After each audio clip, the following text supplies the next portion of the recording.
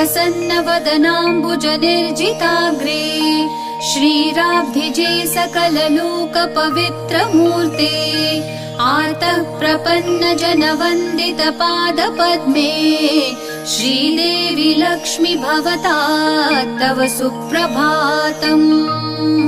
सद्यो विकासि कुसुमेश सुगन्धमत्ताः गायन्ति मातरमितं भ्रमरायशस्ते तन्मञ्जुनाद परिबोधित दिव्यदेवी श्रीदेवि लक्ष्मी भवता